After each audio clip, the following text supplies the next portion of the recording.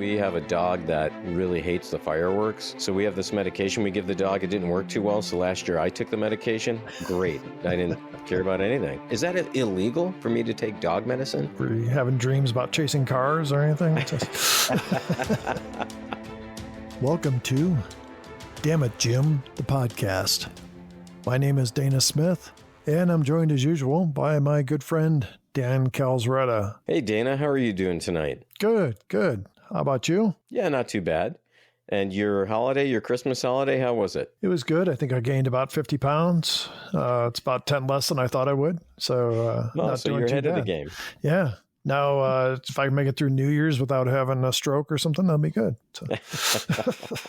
That sounds awesome. Well, I think I've told you before, my wife's a great cook, and I pay the price in pounds gained over the holidays. So, well, it sounds like it was a pretty good time, though. Did you get anything special for Christmas that you were hoping to get? I really didn't need a whole lot, or even want a whole lot. But my wife and I are going to do a trip in Canada to the Maritime provinces in the summer. So we got a travel guide to start planning that trip. And I think planning sometimes is as much fun as the actual journey itself. Sometimes. Yeah. Yeah, because the planning part, nothing goes wrong. How about for you? What about, do you get any presents you were really looking forward to or that surprised you maybe? Nothing really surprised me. My wife and I kind of made a choice not to buy each other, lavish gifts or anything, not go overboard. She did buy me a bottle of scotch for Christmas, which was unexpected. Oh, that's nice. And my mother-in-law always goes out of her way and buys more than what she should for me. She always buys me lots of stuff, and she's a very sweet woman. So very nice. That's nice. Yeah. So it was just nice being around the family and having good food. So yeah, good. Well, good. Let's talk a little bit about last week's episode, Taste of Armageddon. We got a lot of good responses from our listeners and our Facebook friends who emailed us and messaged us. Many people agree that over 500 years there had to have been a rebellion or two on one of the planets where people did not want to go into the disintegration chambers. Not many people comment on the fact that Kirk met an attractive woman and didn't try to seduce her. They said he didn't have time. There was a great many comments that focused on Scotty's leadership while he was in command of the Enterprise. And a lot of people commented that he should have had a command of his own very early on. Thanks to everyone who commented. There's Dahl, Christina, Robert, Eric, Lawrence. He's the one who gave us some great details on Taste of Armageddon. Okay. Mitsuaki, Bruce, Mike, Kevin, Paul, Perry, Sid, John, Zach, Catherine, Carol, Brad, Carolyn, Tim, and Zoom, who's quite a loyal listener for us. And he points out some things we missed, and as well as some of the things that we did well, and always appreciate that. But thanks so much to everybody that's commenting and listening in and sharing the information about our podcast with others.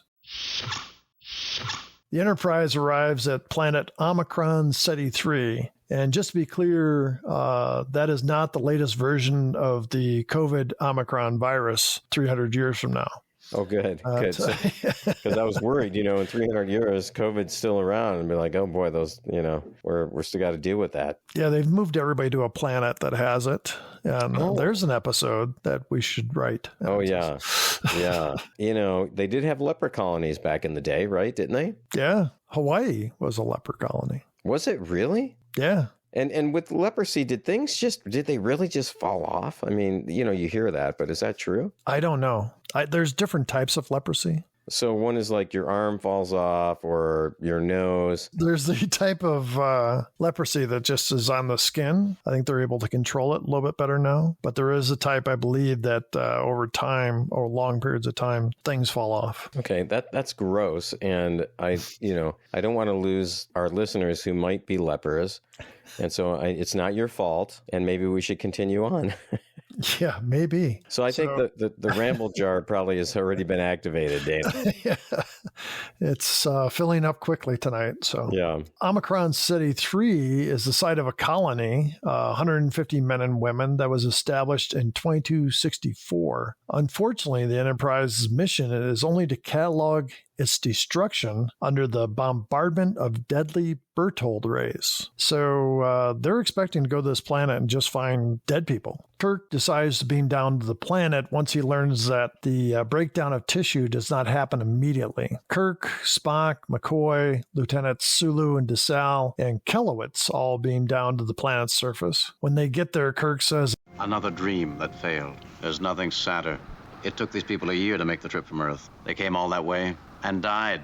Much to their surprise, Elias Sandoval and a few of the other colonists come walking around one of the structures, and they greet the landing party. And after the greeting, McCoy turns to Kirk and says, "Pure speculation, just an educated guess. I'd say that man is alive."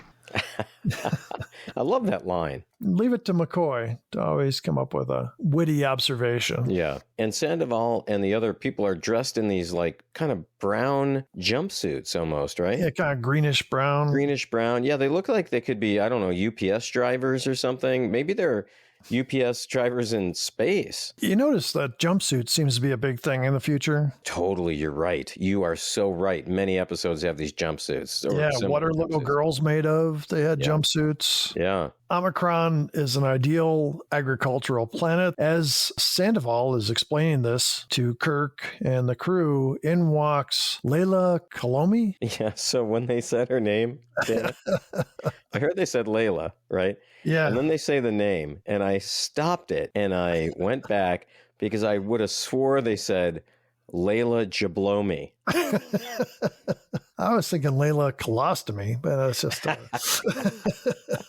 I mean, I think we can say that on the podcast, right? Both of those. I mean, you know, it's better than Haywood Jablomi as a name. I swear that they said that. I swear they said that for the name. And I'm like, that can't be right. Star Trek wouldn't do that.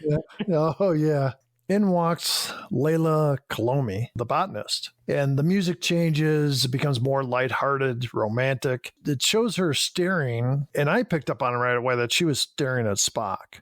I thought when she first came in and they had that music and then that look on her face that she was looking at Kirk, because normally that's what would happen, right? Yeah. Kirk just has that magnetism about him. But they go do introductions, and she says, "Mr. Spock and I have met before." They focus in on Spock, and you could see he's kind of affected himself. Yeah. His stare is fixed on her. So then Sandoval goes on to say that they have harmony and peace, no machinery, no weapons. So Kirk says they'll perform their tests and try not to get in their way. Next, we see Sulu and Kelowitz kind of walking around, checking things out. Kelowitz goes into the barn and says there's no cows. The barn is only for storage. And Sulu looks around and says, there's no animals, no pigs, no horses, not even dogs. And I thought that was interesting, though, because it implies that these animals are still exist in the future. They still are used to feed people. So back at the house, Sandoval says to Layla, "You know the Vulcanian?" She says 6 years before on Earth. And he asks if she loved him. Her reply is, "If I did, it was only important to myself." She says, "Mr. Spock's feelings were never expressed to me. If he did, he didn't tell." And then Sandoval asks if she would like him to stay. And she says, "There is no choice. He will stay." The mystery thickens now. Yeah, there's something going on. No barn animals. Somebody pointed out online, there's no kids. And they say that in the very beginning of the episode that 150 colonists, men, women, and children beamed down. So who knows? Maybe the kids are in school or something. I don't know. And locked up in another barn. Yeah, with the animals and...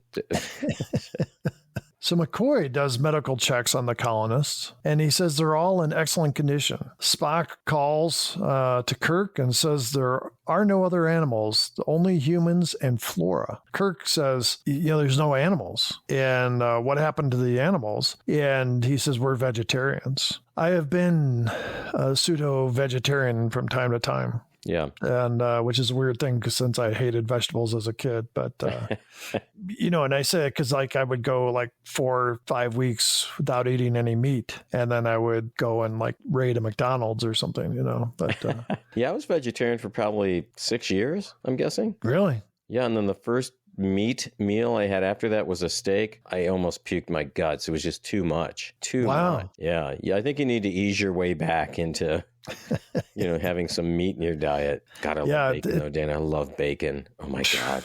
I don't know if I could give that up. I mean, I probably could if I had to. What do you think? I got a question for you. I actually read just about this, and it kind of reminded me of Star Trek a little bit. Read about this a couple weeks ago. There are scientists now working on creating meat from animal cells that they grow up in a lab to be like a piece of meat. So you don't actually take the animal. You've harvested some cells, obviously from an animal originally, and then you've created this meat in a lab that looks like, I don't know, a chicken breast or a piece of steak. I don't know exactly what it would look like. Would that count? I mean, if it wasn't coming from a live animal, just from its cells, and then it propagates that way, like in perpetuity, where you never have to slaughter an animal again, how do you think people would respond to that? Yeah, I've got no idea. That'd be weird.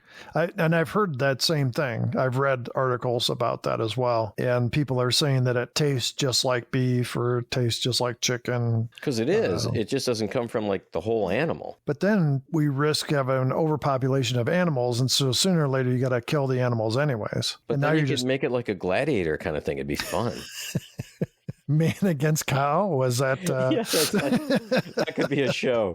Man against cow. That would be. I mean, man against goat or something, but you'd have to disable the person in some way, like tie an arm behind their back and the leg is in some kind of 40-pound boot, and then you give like the cow some helmet that's got a super sharp daggers on it. They even up the odds a little bit, and the cow's like, finally, after thousands of years of these motherfuckers eating us, we're getting back. I'm going to kill that human and then I'm going to fry him up and eat him. So we go back outside and we see Spock in the field using his tricorder. And he says nothing, not even insects. Layla says she'll explain it all to Spock later. Spock says, never understood the female capacity to avoid a direct answer to any question. Oh, Dana, that line was... spot on. That's what that line is. Spock talking about pure logic. Oh, wow. Okay. So does your wife listen to the show, Dana? Not anymore. I'm not letting her. Not this telling her. I say that we're not doing the podcast anymore.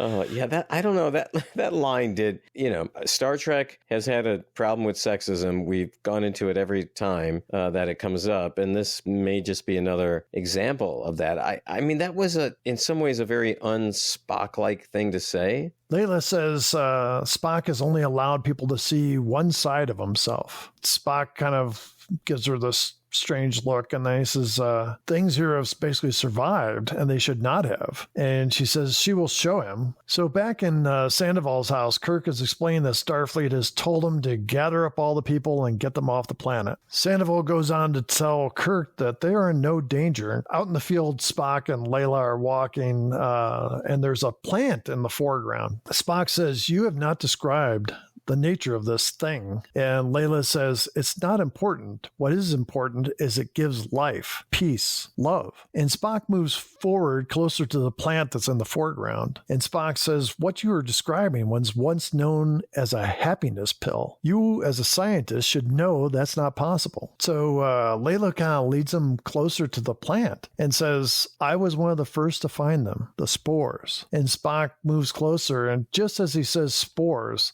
the plant shoots a dust at him. And Spock seems dazed, and then he looks like his head hurts. He's grabbing at his head, and then he doubles over and falls to the ground. Layla's like, it shouldn't hurt. He says, I'm not like you. And then we kind of like focus in on him more, and you could see peace coming over him, and the pain goes away. Right. And all of a sudden, he looks different. The look in his eyes is not as so severe. She gets down on the ground next to him, and she says, now you're like us. And Spock takes her hand and says, I love you. I can love you.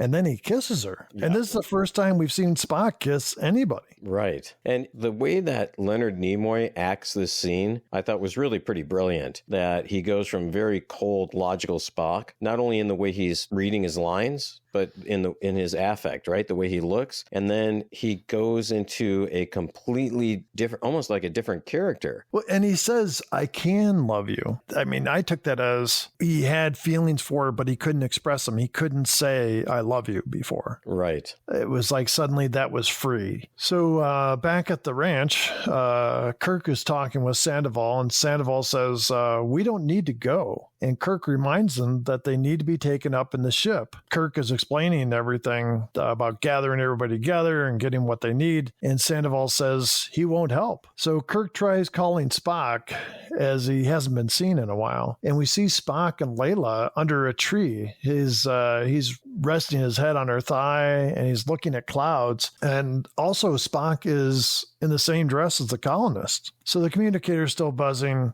She picks up the communicator and opens it. And Spock responds to Kirk's call with, yes, what do you want? So it's obviously very un-Spock-like. Right. And Kirk even asks, Spock, is that you? Yes, Captain. What did you want? Where are you? I don't believe I want to tell you. Spock, I don't know what you think you're doing, but this is an order. Report back to me at the settlement in 10 minutes. No, I don't think so. You don't think so what? I don't think so, sir.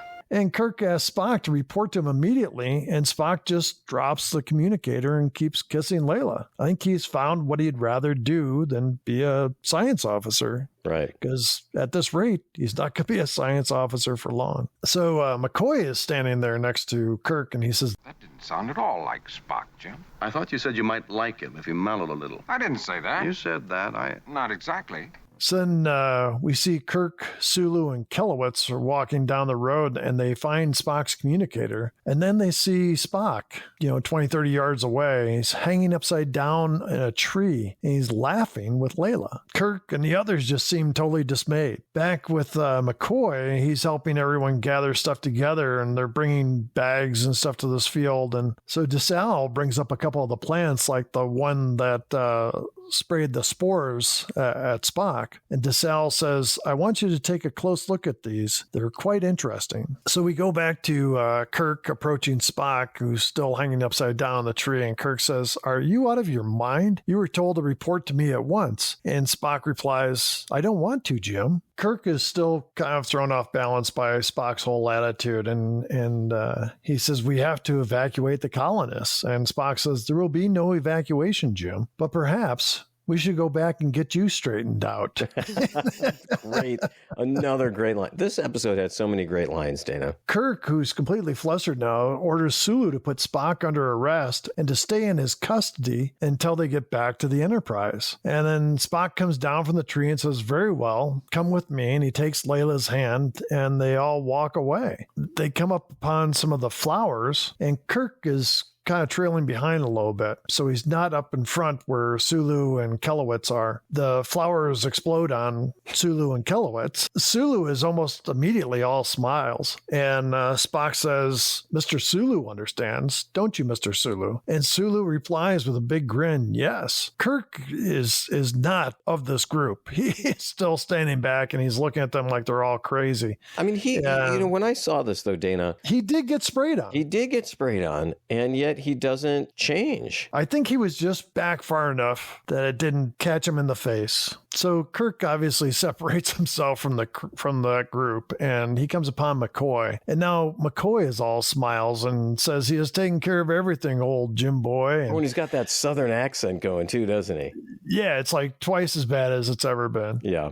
So he's obviously under the influence of the flowers. And McCoy says he's beamed up about 100 plants by now. Kirk says he's got to get back to the ship. On the ship, Kirk enters the bridge and goes to Uhura right away and says, I need you to get a hold of Starfleet. And Uhura turns around. She's all smiles. Lieutenant, put me through to Admiral Comac at Starfleet. Oh, I'm sorry, Captain.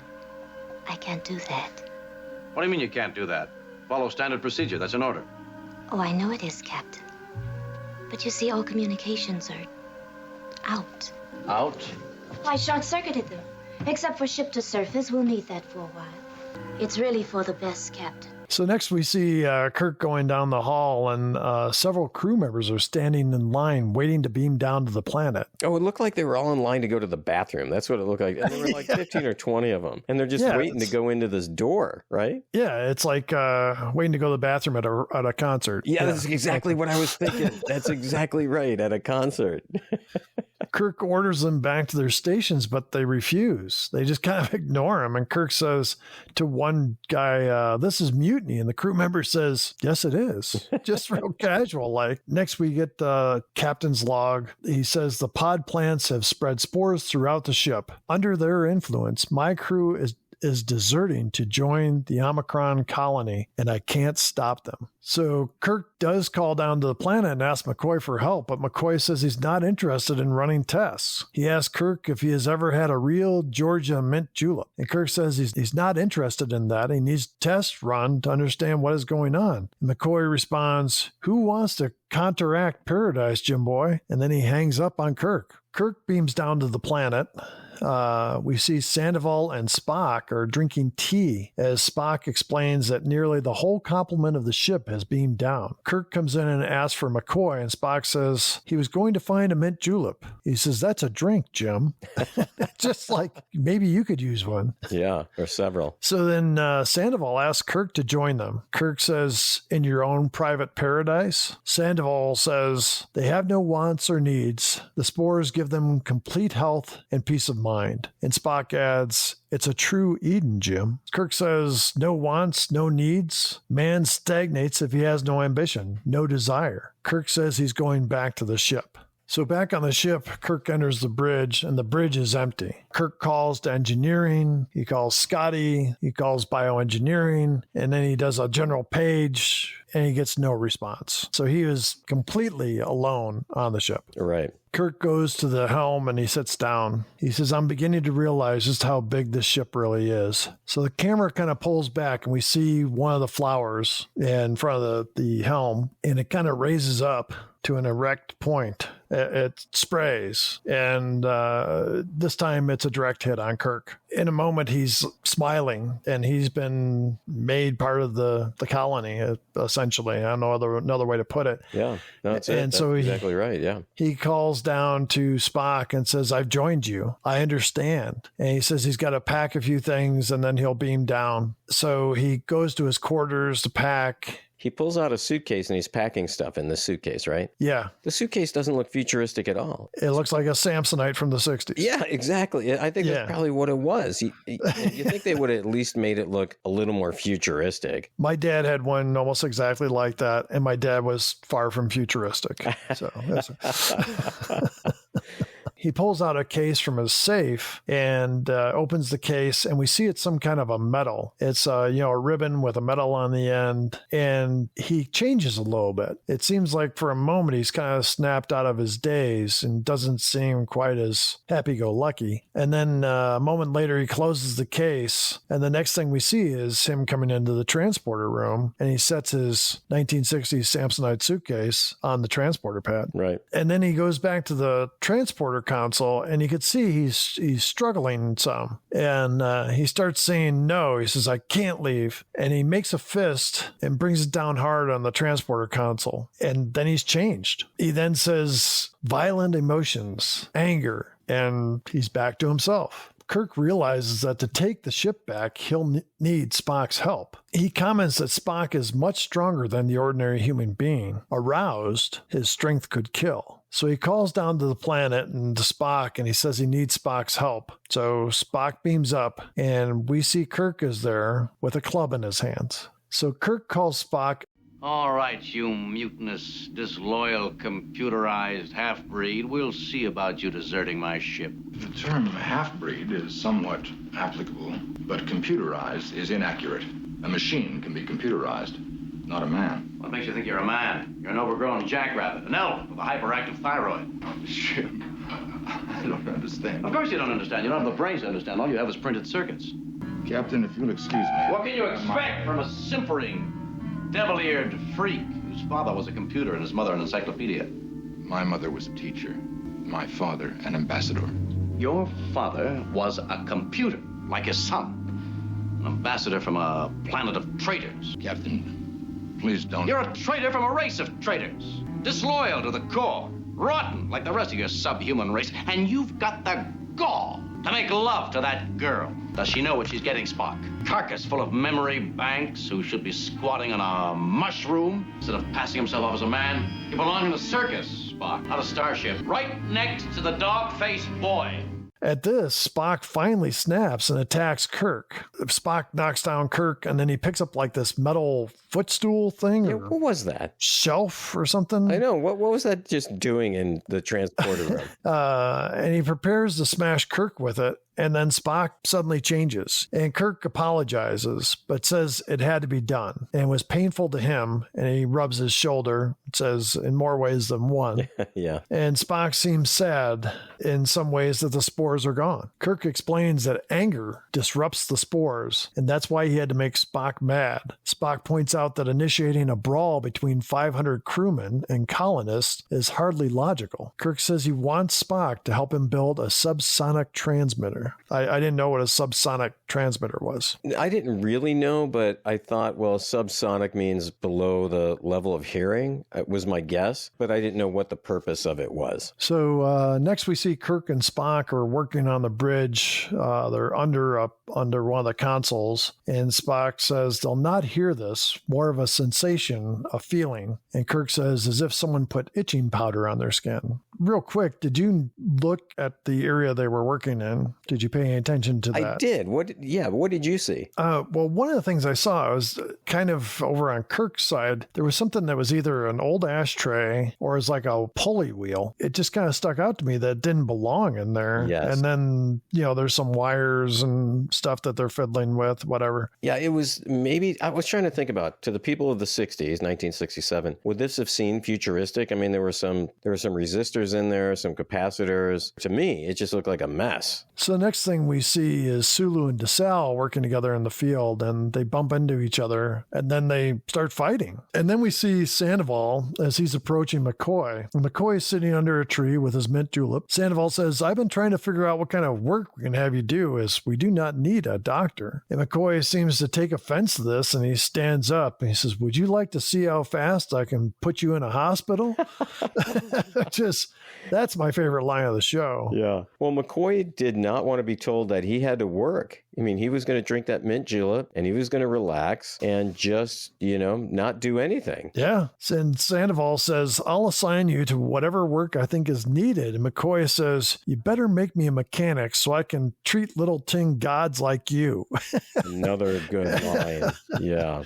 And that's, and then Sandoval takes offense and he swings at McCoy, and McCoy punches him in the gut. Mm-hmm. Right away, they both realize they've changed. And Sandoval suddenly stops himself and he says, "We'd like to get some work done, the work we set out to do." And then next thing we see is Sandoval speaks to Kirk and says, "We'll give you our full cooperation." So meaning, Dana, that everyone is going to beam up and they're going to agree to go to that starbase. And then maybe they'll be able to go to some other planet and do the work that they wanted to do. Exactly. And later on the bridge, McCoy comes onto the bridge. McCoy says, "It's the second time we've been thrown out of the garden." And Kirk says, "No, this time we walked out. Maybe we weren't meant for paradise. Maybe we were meant to fight our way through, struggle, and scratch for every inch of the way. Maybe we can't stroll to the music of the lute. We must march to the sound of the drums." And Spock says, "Poetry, Captain.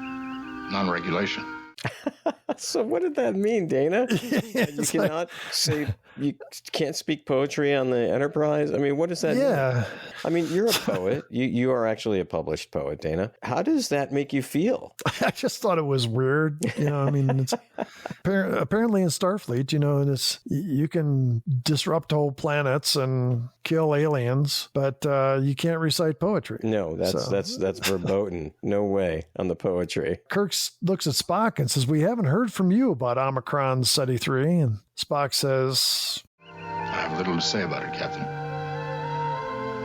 Except that for the first time in my life, I was happy." God, that was sad, Dana. That was actually a sad ending. Yeah. You don't see Spock happy. He's always very serious. Yeah, so I thought that was a great line, and it really said a lot about his character. And that's how it ends. Yeah. So, Dana, why don't we talk about some of the actors who were in this show? Probably the one everybody knows, Jill Ireland, was the one that played Layla. And she was in a lot of movies and TV roles from the 50s and 60s into the 70s. She might be better known as the wife of Charles Bronson in the 70s. Like I said, did switch back and forth pretty easily between television and film through most of her career. And unfortunately, she died of breast cancer at the age of 54. Yeah, she was pretty young. And then the Sandoval was Frank Overton. And he did a lot of television as well, more television than film, I believe. He died of a heart attack just a month after the show aired at the age of 49. So, Dan, let's talk a little bit about themes and dilemmas this episode offered. One of them is paradise. Is it possible? We've talked about that one already in some other episodes, so I don't really want to talk about that one, Dana. The other theme I think that comes out pretty clearly is, and Kirk says this, as humans, do we need a challenge? Is it all about struggle and pain and making your way through that? Is that what it means to be human? To be in a constant state of struggle? What do you think? I don't think it needs to be a constant state of struggle. If it is, then I'm doing something wrong. But I don't know. We struggle through this podcast every week. We need to be challenged. This is the same thing that Kirk said when he blew up the computers and Landru's computers. Right. There has to be challenges. There has to be something that spurns us on. It's like, why do we go to work? It's also we look for challenges in day-to-day life. So I think there's something to that.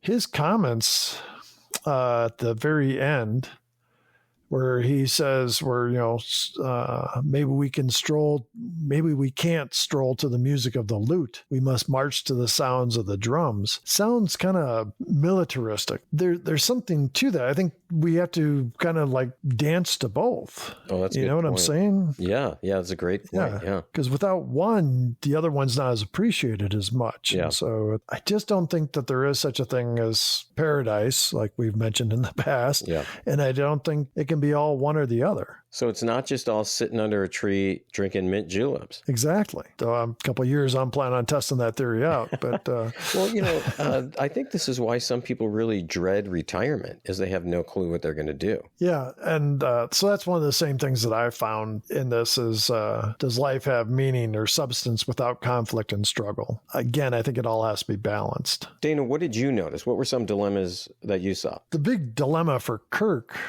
in this was controlling his crew. What is he if he's not a starship captain? He was not going to be a farmer. Later in the show, his dilemma of fighting Spock, it was something he didn't want to do, but for the good of the ship and to save his crew, it was something he had to do. Yeah. Boy, some of the language he was using, Dana, was very reminiscent to me of language that is used to belittle, people of color by white supremacists. Well, obviously, this was in the 1967. The civil rights movement was now getting to be in full force. And boy, just some of that language was the idea of half-breed. And when he says to Spock, something about Layla. It's like sully her or dirty her or something like that. So, yeah. It was really difficult to listen to, and this is 50 years ago, and still we still hear some of this language today. So I just found that difficult, and unfortunately it's still going on.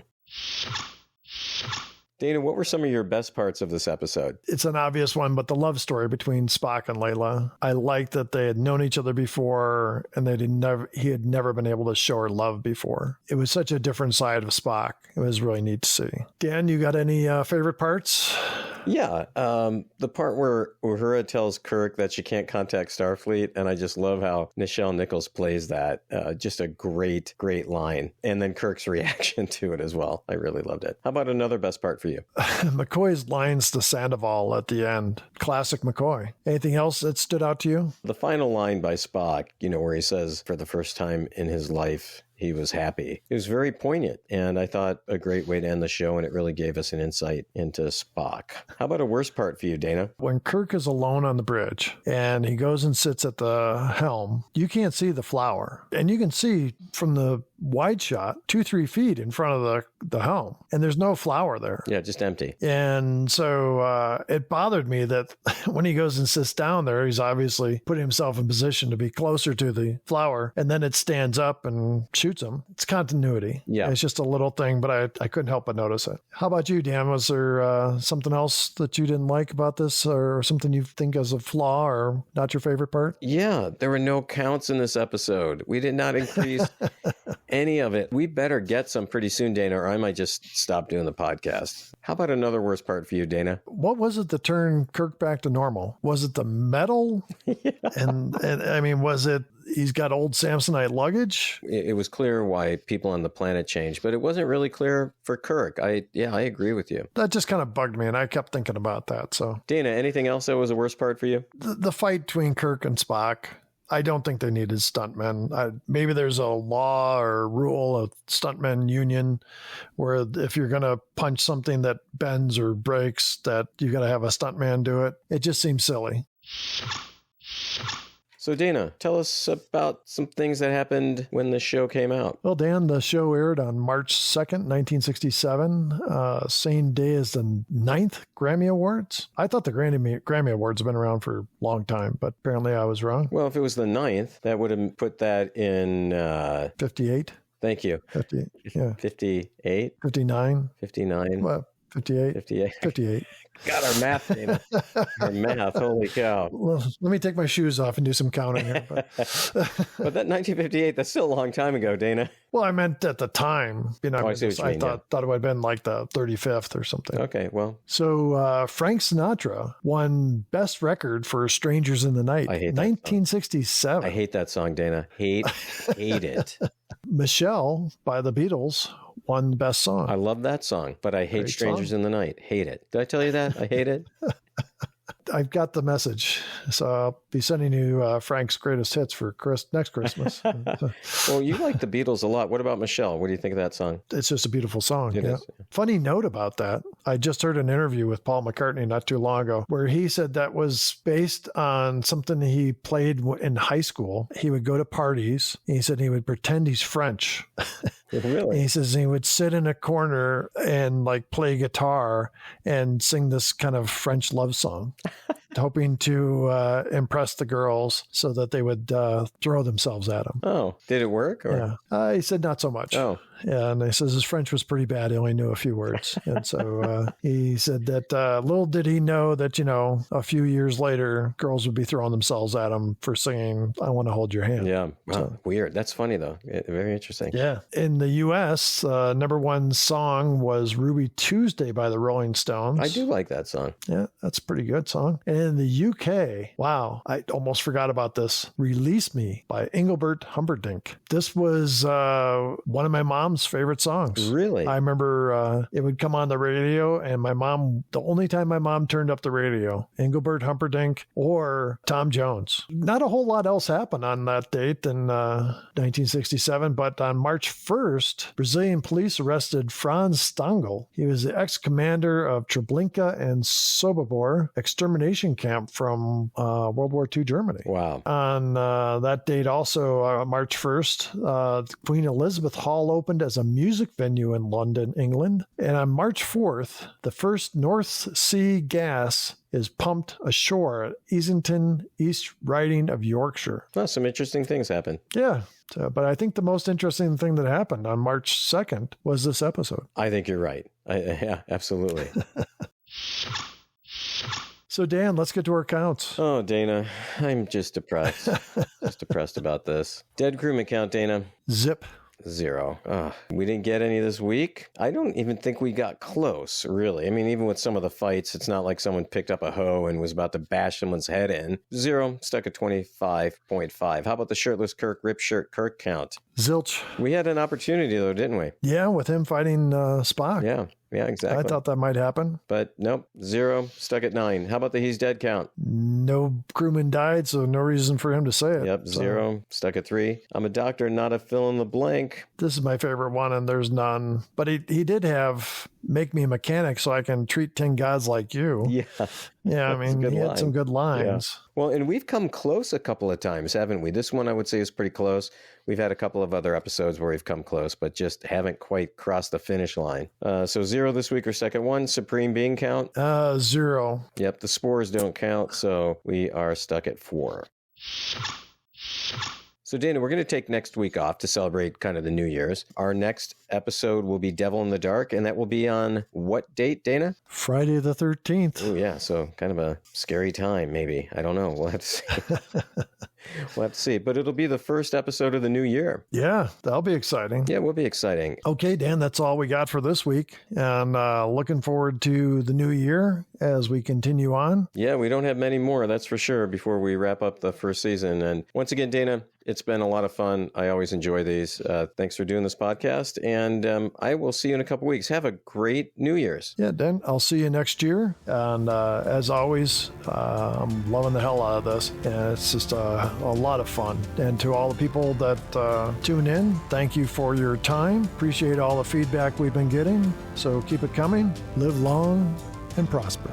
Thanks once again for listening to Damn It Jim, the podcast. We'd love to hear from you. Please send us an email at damnitjimpodcast@gmail.com or join the discussion on Facebook or Twitter. Remember, Dan and Dana are off next week, so join them on Friday, January 13th for the episode Devil in the Dark. Have a great new year, and until then, remember to live long and prosper.